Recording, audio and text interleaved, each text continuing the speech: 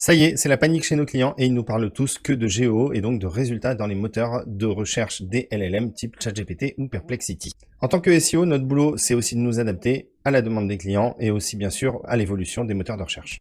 Ce matin, j'ai reçu un mail d'un client très explicite sur le sujet, je vous montre.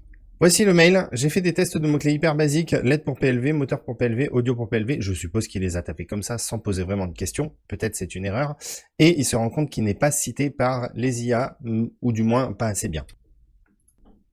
Évidemment, je m'empresse de faire le test, je tape des mots-clés type quel est le meilleur fournisseur de moteur pour PLV, ou trouver des LED pour PLV pour professionnels, ou alors, ou acheter des pièces d'audio pour PLV. Je pense que ce sont des requêtes assez simples qui vont donner des résultats assez concrets. Première chose, il me parle de critères de choix et il me propose évidemment une liste de fournisseurs sérieux en France. Ouf, je suis rassuré, mon client il est cité premier partout, ou presque partout. Je vous montre. Que ce soit pour fournisseur audio pour PLV, acheter des moteurs pour PLV ou fournisseur de moteurs pour PLV, pas de souci, je me retrouve sur des listings comme ça qui sont directement issus des moteurs de recherche. Du coup, vu qu'on n'est pas trop mal placé sur nos mots-clés, me propose mon client dans les résultats. Donc là, je suis plutôt rassuré. Par contre, il y a un problème sur la lettre pour PLV. Je vous montre. Évidemment, sur l'aide pour PLV, il me propose plein de fournisseurs et je ne me trouve pas. Du coup, je pousse un peu. Je lui demande quelles sont les sources qu'il a utilisées pour me citer ces entreprises. Donc, il me dit que c'est évidemment du search.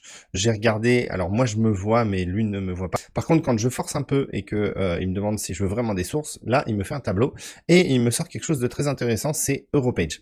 Alors, pour ceux qui connaissent pas, Europage, c'est un site type annuaire pour les professionnels de fournisseurs B2B. On est vraiment sur des professionnels qui vendent à d'autres professionnels. C'est exactement le cas de ce client. Et surtout, en dehors d'être référencé en tant que fournisseur, on se rend compte qu'ils ont des pages qui proposent des listings produits où il va chercher sa data. Dans ce cas-là, qu'est-ce qu'on fait? C'est très simple. Je le montre au client, je lui fais une petite vidéo comme je suis en train de faire en ce moment et je lui explique un petit peu tout ça. Je lui demande s'il est référencé sur Europage, il me dit que oui. On fait un petit échange de mails et là il me dit occupe-toi de tout ça et fais-moi ma page Europage. On voit toute la diversité du métier de SEO, c'est-à-dire que on est à la base en train de gérer le site d'un client, on bosse sur son SEO et puis d'un coup on se dit tiens, on va faire les inscriptions sur les fournisseurs et les listings et potentiellement il va falloir que j'ajoute des produits, que je crée des fiches produits, que je les insère dans sa page Europage, que je vois combien ça va coûter en termes de facturation pour être présent sur cette page et comment référencer sa page dans la liste des fournisseurs de PLV d'Europage. En dehors de ça, je lui explique aussi comment fonctionnent les LLM et donc du coup je lui dis qu'il va falloir plus de sources et peut-être plus de pages sur lesquelles on a des fournisseurs pour des typologies de produits.